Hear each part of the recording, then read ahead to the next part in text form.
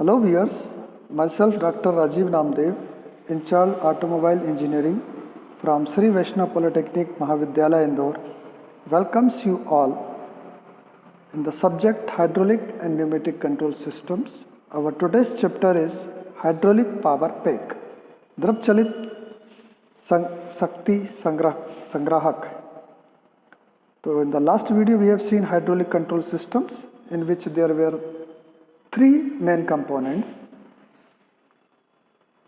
power pack, second one control section, third one is actuators. तो आज हम जो पावर पैक है उसके संदर्भ में इस वीडियो में देखेंगे. Especially in this section we will study the hydraulic power pack. तो बेसिकली द्रव चलित शक्ति संग्रह के तीन मुख्य भाग होते हैं: ऑयल रिजर्वायर या तेल कोश, हाइड्रोलिक पंप होते हैं. हाइड्रोलिक पंप के बारे में हम पिछले वीडियोस में देख चुके हैं, उनके टाइप्स, और उसमें भी स्पेसिफिकली रेसिप्रोकेटिंग और सेंट्रीफ्यूगल हम देख चुके हैं, प्रत्यागामी और अपकेंद्री पंप देख चुके हैं. तो लिहाजा हम यहाँ पर तीन पंप देखेंगे: external gear pump, internal gear pump और वेन पंप, बाह्य गियर पंप, आंतरिक गियर पंप और फलक पंप. और साथ में तीसरा कंपोनेंट जो है वो हमारा प्रेशर रिलीफ वाल्व या दाब रिलीफ वाल्व को हम यहाँ पर देखेंगे. आइए हम शुरू करते हैं हाइड्रोलिक पावर पैक से. The hydraulic power pack is a combined system which supplies, operates and control the flow of oil to the hydraulic valves when an open or closed signal is given from the control.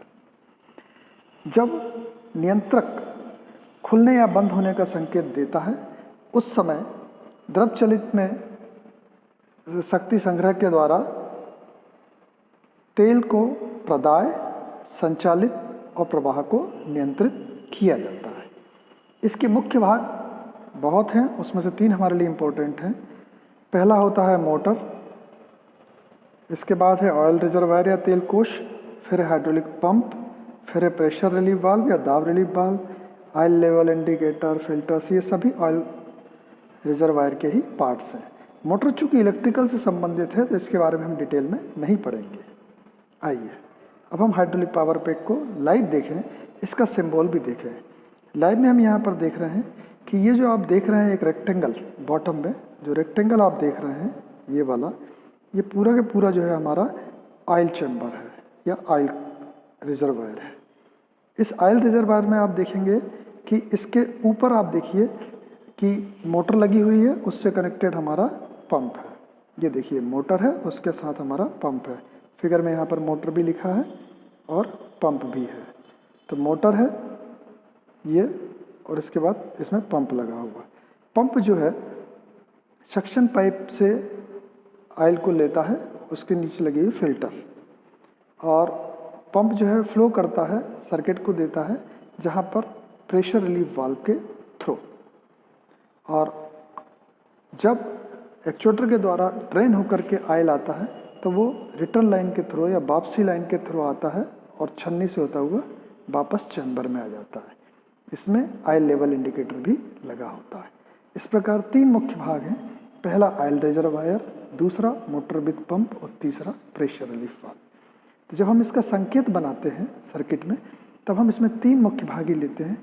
ये नीचे वाला जो portion है ये हमारा oil reservoir का है, जिसमें दो लाइनें बनाई जाती हैं, एक सक्शन लाइन, दूसरी रिटर्न लाइन. फिर इसके बाद दूसरा कंपोनेंट हमारा आता है ये मोटर विद पंप. मोटर का यहाँ पर रेक्टेंगल बना है, आप सर्कल भी बना सकते हैं. और पंप है, पंप में ऊपर की ओर एक एरो बना है जो फिल्ड है. यदि ये फिल्ड नहीं होता तो ये कंप्रेस्ड एयर हो जाता है. तो केवल छोटा सा माइनर डिफरेंस है पंप और कंप्रेसर में कि यहाँ पर ये एरो जो है वो फिल्ड रहता है हाइड्रोलिक में, न्यूमेटिक में ब्लैंक. और इसके बाद यहाँ पर ये जो जेड बना हुआ है इसकी जगह पर रोटेशन का सिम्बॉल भी हो सकता है. तो पहला हो गया ऑयल रिजर्वायर, दूसरा हो गया हमारा पंप. पंप की डिलीवरी से कनेक्ट होता है हमारा प्रेशर रिलीफ वाल्व. ये फिगर प्रेशर रिलीफ वाल्व का है जो कि रिटर्न लाइन के थ्रू वापस चैम्बर में आता है. तो ये हमारा हाइड्रोलिक पावर पैक है. तो हम इससे समझ गए हैं कि हमको जो पढ़ना है मुख्यतः इसके 3 भागों के बारे में पढ़ना है, उनके सिंबल, उनका फिगर, उनकी working. So let's start with the oil chamber या ऑयल रिजर्वायर या तेल कोश। तेल कोश का हम पहले चित्र देखें ऑयल के। सिंबल तब आप देख ही चुके हैं, एक सिंपल सा है, एक ये आपने टैंक बना दिया, एक लाइन जो है डिलीवरी है और एक आपकी रिटर्न है। अब इसको हम डिटेल में देखें यहाँ पर। तो यहाँ पर आपको जो डिटेल में दिख रहा है बेसिकली, तो ये हमारा जो ऑयल चैम्बर है, इस ऑयल पूरे चैम्बर के 2 हिस्से हैं, जिनको कि एक जो प्लेट ब्लैक कलर की दिख रही है रेस्टिंग प्लेट के द्वारा डिवाइड किया है, और ये स्लैंट है, झुका हुआ है। तो जो ऊपरी हिस्सा है वो हमारा सक्शन चैम्बर है, जबकि ये हमारा रिटर्न चैम्बर है। तो 2 चैम्बर हैं, सक्शन चैम्बर और रिटर्न चैम्बर, जो डिवाइडेड है रेस्टिंग प्लेट के द्वारा। जो हमारा रिटर्न चैम्बर है वहाँ पर हमारा ड्रेन प्लग है, वहीं पर हमारा ऑयल लेवल इंडिकेटर भी है और क्लीनिंग डोर भी है, जिससे कि हम इसको साफ़ कर सकते हैं। यहाँ पर चूँकि ऑयल के ऊपर एयर या मॉइस्चर हो सकती है, तो उसको निकालने के लिए वेंटिलेटर भी है, वायु संग्राहक भी है थ्रू फिल्टर। रिटर्न लाइन हमको दी गई है, जब एक्चुएटर से वापस लाइन आता है थ्रू फिल्टर, ये वापस चैम्बर में आ जाता है। अब यहाँ पर देखें हम एक्चुअल वर्किंग, ये हमारा सक्शन पाइप है, सक्शन फिल्टर के थ्रू होता हुआ ये पंप और मोटर के जो असेंबली है उससे होता हुआ हमारा सर्किट में जाता है। सर्किट पहले रिलीव वाल्व आएगा, चूँकि हम केवल ऑयल रिजर्वायर की बात कर रहे हैं तो हम इतना ही करेंगे। इसी को अब यहाँ पर जो लिखा हुआ उसको देखें हम। Oil reservoir has 2 chambers, that is which return chamber and suction chamber. तेल कोश में 2 कक्ष, वापसी एवं चूषण कक्ष होते हैं। Oil is filled through return pipe. जो वापसी पाइप है उससे हम ऑयल को भरते हैं ऑयल चैम्बर में। Oil transfer from return chamber to suction chamber. अब आपने यहाँ रिटर्न में भरा, इसके बाद ये वापस फिर जाता है सक्शन में through resting plate. Oil transfer from return chamber to suction chamber through resting plate which restricts entry of dust and dirt particles. तो रेस्टिंग प्लेट जो है वो डस्ट या डर्ट को सक्शन चैम्बर में नहीं जाने देती है। इसके बाद हम आगे देखें इसी में, टैंक है स्लैंट, टंकी में झुकाव है, therefore dirt and dust flow towards drain plug. इसके कारण धूल और गंदगी जो होते हैं वो सक्शन चैम्बर की बजाय कहाँ की ओर जाते हैं, आपके निकास प्लग की ओर आ जाते हैं। Pump with motor is fitted on the top of suction chamber, ये फिट है, which sucks oil from suction chamber and deliver to the actuators. Motor के साथ पंप चूषण कक्ष के ऊपर लगा होता है, जो कि चूषण कक्ष से तेल का चूषण कर गतिदायक को प्रदान करता है। Drain oil from actuator returns to return chamber through return pipe. गतिदायक से निकला हुआ तेल वापसी पाइप से होता हुआ वापसी कक्ष रिटर्न चैम्बर में वापस आता है। अब इसके हम पर्पज पढ़ें ऑयल रिजर्वायर के। पहला पर्पज इसका जो है या उद्देश्य है वो है to hold a volume of oil, तेल के आयतन को बनाए रखना। दूसरा है transfer heat from the system, तंत्र से ऊष्मा को निकालना। तीसरा है सॉलिड कंटामिनेंट्स को सेटल करना ड्रेन प्लग की ओर, ठोस दूषित पदार्थों को बैठाना। और आखिरी है वायु एवं नमी को तेल से निकालने की सुविधा देना, facilitate the release of air and moisture from the oil. तो ये हमारा पहला कंपोनेंट जो था हाइड्रोलिक पावर पैक का ऑयल रिजर्वायर। इसका लेवल्ड डायग्राम, इसकी वर्किंग और इसके पर्पस ये हमारे सिलेबस में है। आइए अब हम दूसरे कंपोनेंट की ओर चलते हैं, जो कि है हमारा हाइड्रोलिक पंप। पंप चूँकि हम डिटेल में पढ़ चुके हैं, तो यहाँ पर जस्ट एक ओवरव्यू लेंगे। पंप का पहले सिंबल देखें तो जैसा बनाया था, motor with pump, field arrow ऊपर की ओर, मतलब ये डिलीवरी और ये आपका सक्शन नीचे की ओर सक्शन। पंप का जो बेसिक फंक्शन है, it transmit mechanical energy into hydraulic. ये जो है द्रव चलित पंप जो है यांत्रिक ऊर्जा को द्रव्य ऊर्जा में स्थानांतरित करता है। इसके टाइप हम पढ़ चुके हैं, ये रोटोडायनेमिक और पॉजिटिव डिस्प्लेसमेंट। रोटोडायनेमिक या आप इसमें देख सकते हैं rotary dynamic pressure pumps, both are same. इसमें सेंट्रीफ्यूगल पंप है और जेट पंप है, जबकि पॉजिटिव डिस्प्लेसमेंट में हमने रेसोडिंग पंप है और रोटरी पंप है। तो हम रेसोडिंग पंप को डिटेल में देख चुके हैं पिछले वीडियोज़ में, और सेंट्रीफ्यूगल पंप को। अब हम रोटरी पंप के टाइप्स में देखेंगे। यहाँ पर गियर पंप है, लोक पंप है, वैन पंप है, स्क्रू पंप है और रोटरी प्लंजर टाइप का है। तो इसमें हम गियर पंप और वेन पंप को डिटेल में देखेंगे। गियर पंप में भी हम इंटरनल गियर पंप और एक्सटर्नल गियर पंप को देखेंगे। आइए अब हम चलते हैं एक्सटर्नल गियर पंप के बारे में। एक्सटर्नल गियर पंप को यदि हम यहाँ पर देखें तो इसमें एक केसिंग बनी हुई है, ये आपकी पूरी केसिंग है। इसके अंदर दो गियर हैं। एक गियर है जिसको कि हम ड्रिवन गियर बोलते हैं, मोटर के द्वारा चलाया जाता है, जबकि दूसरा गियर हमारा आइडल रहता है, इसको कोई पावर नहीं दी जाती, जो गियर चल रहा है वही इसको चलाता है। अब देखिए यहाँ पर जहाँ मैशिंग से टीथ अलग होते हैं बॉटम साइड में, यहाँ पर पार्शियल वैक्यूम होने के कारण जो है पंप जो है सक होता है, ऑयल जो है पंप के अंदर सक होता है और केसिंग और टीथ के बीच से होता हुआ इनका वॉल्यूम कम होता है, प्रेशर बढ़ता जाता है और ये डिलीवरी से आउट हो जाता है। ये इसका फिगर है। अब आइए हम इसके बारे में रिटर्न में क्या लिखना है वो जान लें। इन external gear pump one of the gear is driven and the other runs free. तो वह गियर पंप में एक गियर चलाया जाता है और दूसरा मुक्तता से चलता है। A partial vacuum created by unmeshing of rotating gears draws fluid into the pump.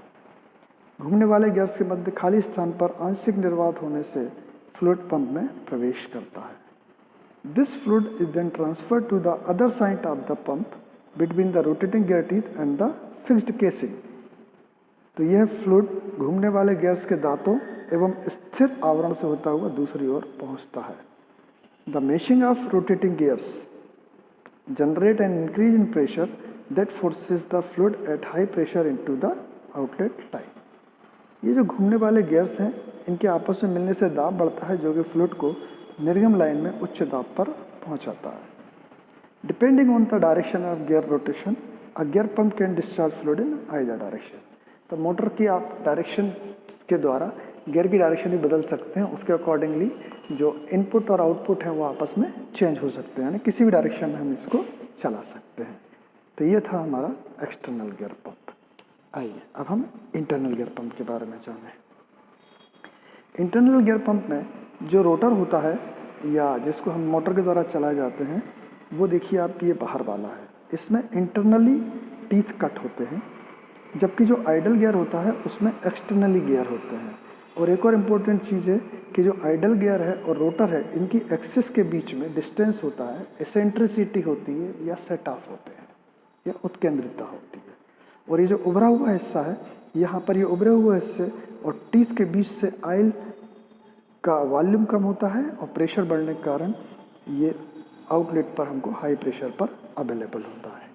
तो ये इसमें खास कंपोनेंट हैं। आइए अब हम इसके बारे में आगे और जानें। इंटरनल गियर पंप में the driven gear is a rotor with internally cut teeth which mesh with the teeth of an externally cut idle gear set up centre from the rotor. तो जो आंतरिक गियर पंप है इसमें चलाए जाने वाले gear में आंतरिक दांते होते हैं जो ड्रिवन गियर है, जो कि बाहर दांते वाले घूर्णक से उत्केंद्रित सुस्त गियर को चलाता है। तो रोटर जो है वो एसेंट्रिक पर जो सुस्त गियर है, आइडल गियर है, उसको चलाता है। The crystalline part of the fixed casing divides the fluid flow between the idle gear and the rotor. तो आइडल गियर एंड रोटर के बीच में जो फिक्स्ड केसिंग है वो यहाँ पर स्थिर आवरण का उठा हुआ भाग फ्लूइड प्रवाह को सुस्त गियर एवं घूर्णक के मध्य विभाजित करता है। तो ये हमारा था इंटरनल गियर पंप। अब हम गियर पंप के बारे में आगे और डिटेल में जानें। Gear pump delivers a constant output with negligible pulsation. Constant output मतलब एक जैसा प्रवाह मिलेगा और पल्सेशन या स्पंदन इनका बहुत ही नगण्य होगा for a given rotor speed. तो रोटर स्पीड के द्वारा आप आउटपुट को कंट्रोल कर सकते हैं। इस यहाँ पर पल्सेशन या स्पंदन की बात करें तो जो रेसिप्रोकेटिंग पंप होते हैं वो पल्सेटिंग फ्लो करते हैं, रुक रुक के प्रवाह देते हैं, या इनका जो होता है वो क्या होता है, स्पंदनशील प्रवाह होता है, जबकि गियर में ये नगण्य होता है और आपको जो मिलता है पूरा पूरा वो आपको कांस्टेंट आउटपुट मिलता है। Gear pumps are subjected to clogging. Gear pump में अवरोध होता है, therefore they are not suitable for pumping liquids containing solid particles. इसलिए ये ठोस कणों वाले द्रव की पंपिंग के लिए उपयुक्त नहीं है। तो ये हमारा था इंटरनल गियर पंप। तो पंप के बारे में, गियर पंप के बारे में स्पेशली हमने दो प्रकार के देखे, एक इंटरनली गियर पंप और एक एक्सटर्नली गियर पंप। इसके बाद हम आगे चलते हैं और देखते हैं वैन पंप के बारे में। तो वैन पंप के बारे में हम यहाँ पर देखें तो वैन पंप जो है इसमें एक हमारा इनलेट प्लेट के थ्रू इनलेट है और आउटलेट प्लेट के थ्रू आउटलेट है। यहाँ पर देखिएगा आप कि ये हमारी केसिंग है और केसिंग के अंदर एक रोटर है जो रोटर और केसिंग के बीच की सेट ऑफ डिस्टेंस पर है, सेंट्रिक पर है। रोटर में स्लॉट्स बने हुए हैं जिसमें कि हमारी वेंस लगी हुई है, रेक्टेंगुलर वेंस। ये वेंस जो होती है जब रोटेट होती हैं तो अपने स्लॉट में फ्रीली ऊपर नीचे होती है। अब इसकी वर्किंग देखिए, इनलेट से फ्लूइड आया और ये यहाँ पर वेंस के दोनों वेंस के बीच में जो गैप है उसमें आएगा, इसका वॉल्यूम कम होता जाएगा और इसका प्रेशर बढ़ता जाएगा और ये आउटलेट से बाहर हो जाएगा। यही इसकी वर्किंग है। आइए देखते हैं हम इसके पास। Vane pumps generate a pumping action by tracking a vanes along the casing wall. फलक पंप में फलकों की आवरण दीवार के साथ चलने के कारण पंपिंग क्रिया उत्पन्न होती है। The vane pumps generally consist of a rotor, vanes, rings and port plates with inlet and outlet ports. फलक पंपों में सामान्यतः घूर्णक यानी रोटर है, फलकें यानी वेंस हैं, रिंग्स है और आगम और निर्गम पोर्ट के लिए पोर्ट प्लेटें हैं। The rotor is mounted eccentrically. Rotor जो है हमारा आप देख रहे हैं कि ये केसिंग का जो एक्सिस है उससे एसेंट्रिक है। Rectangular vanes are positioned at regular intervals around the curve surface of rotor. तो जो आयताकार फलके हैं वो घूर्णक की वक्राकार सतह के चारों ओर समान अंतर पर स्थित है। ये देखिए आप, इनका डिस्टेंस जो है वो रेडियली है, सेम है।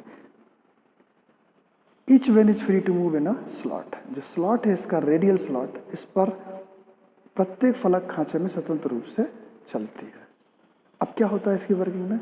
The centrifugal force from rotation throws the vanes outward to form a seal against the fixed casing. घूर्णन के कारण अपकेंद्री बल फलकों को बाहर की ओर फेंकता है जिससे स्थिर आवरण के साथ पथ बंद हो जाता है और फ्लूइड जो है हमारा एंट्रैप्ड हो जाता है केस वेंस के बीच में। इसको हम आगे और पढ़ते हैं, कंटिन्यू करते हैं। As the rotor rotates a partial vacuum is created at the suction side of the pump drawing in fluid. घूर्णक के घूमने से पंप के चूषण की ओर आंशिक निर्वात बनता है और फ्लूइड अंदर आता है। The fluid is then transferred to the other side of the pump in the space between the rotor and the fixed casing. यह फ्लूइड घूर्णक एवं स्थिर आवरण के मध्य से होते हुए पंप की दूसरी ओर स्थानांतरित होता है, दूसरी ओर यानी आउटपुट की ओर। At the discharge side the available volume is decrease and the result increase in pressure forces the fluid into the outlet line. निर्गम की ओर उपलब्ध आयतन घटता है एवं परिणाम स्वरूप बढ़े हुए दाब बल का फ्लूइड निर्गत होता है। They can pump liquids containing vapours और गैसेस। मतलब ये आपने देखा होगा कि गियर पंप में यदि कोई ऑयल के साथ एयर और गैसेस हैं, वेपर्स हैं, तो उनको नहीं करता है, इसलिए हम ऑयल चेंबर में वेंटिलेशन की प्रोवाइड करते हैं। बट ये वाले पंप वाष्प अथवा गैस वाले द्रव को भी पंप कर सकते हैं, but are not suitable for pumping liquids containing solid particles. परंतु ठोस कणों वाले द्रव की पंपिंग के लिए ये उपयुक्त नहीं है। तो इस प्रकार से हमने अभी तक हाइड्रोलिक पावर पैक के दो मेन कंपोनेंट के बारे में जाना। पहला ऑयल चैम्बर और दूसरा हमने जाना पंप। पंप में भी तीन प्रकार जाने, external gear pump, internal gear pump और वैन पंप। आइए अब हम इसके अंतिम भाग जो है प्रेशर रिलीफ वाल्व या दाब रिलीफ वाल्व के बारे में जानें। प्रेशर रिलीफ वाल्व बेसिकली इसको प्रेशर रिड्यूसिंग और रिलीफ वाल्व भी लिखा जाता है, बट रिड्यूसिंग और रिलीफ में थोड़ा सा अंतर है। तो प्रेशर रिड्यूसिंग वाल्व या प्रेशर रिलीफ वाल्व सेम है। सबसे पहले हम इसका सिंबल देख लेते हैं। सिंबल में देखिएगा आप, इसके एक तरफ स्प्रिंग होती है जिससे हम जो प्रेशर हमको भेजना है, सपोज हमको प्रेशर भेजना है 30 बार, लेकिन पंप जो है डिलीवर कर रहा है 50 बार पर, तो 50 बार से 30 बार से जो भी ऊपर होगा वो ये डॉटेड लाइन के थ्रू वापस अपने ऑयल चैम्बर में आ जाएगा। तो ये रिलीफ वाल्व का काम है कि सेट प्रेशर से यदि ज़्यादा प्रेशर हो तो वो ऑयल को बाईपास करके ऑयल चैम्बर में भेज दे। आइए अब हम इसको देखें कैसे बाईपास करता है।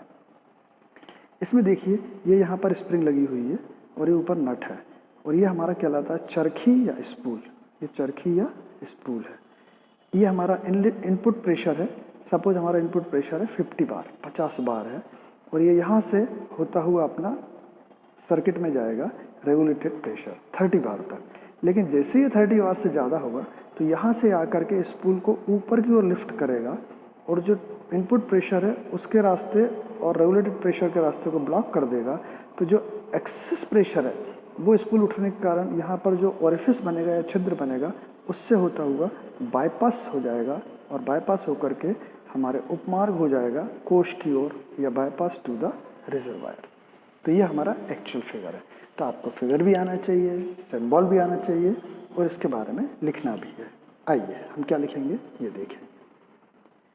A pressure reducing valve does not allow pressure downstream of the valve to exceed the set point। अब जो प्रेशर रिड्यूसिंग वाल्व, ये प्रेशर को दाब को कम करने वाला वाल्व होता है, वो सेट पॉइंट हमारा क्या था 30 बार, फॉर एग्जांपल उदाहरण के लिए 30 बार है, तो ये निर्दिष्ट बिंदु हमारा क्या होगा 30 बार, ये सेट पॉइंट 30 बार। इससे अधिक होने पर डाउन स्ट्रीम में जाने ही नहीं देता है। यानी ये क्या करता है कि पंप के ऊपर यदि प्रेशर रिड्यूसिंग वाल्व है तो 50 बार भले वो प्रोड्यूस कर रहा है, लेकिन वो जाने 30 बार को देगा। अब प्रेशर रिलीफ वाल्व क्या करता है, ये जाने देता है, लेकिन कहाँ, बाईपास करके कोश में। Pressure relief valve operates like the pressure reducing valve, ये प्रेशर रिड्यूसिंग वाल्व की तरह ही काम करता है, एक्सेप्ट मतलब एक अंतर है, that it bypass fluid to the reservoir when the spool is shifted towards upwards by the hydraulic force.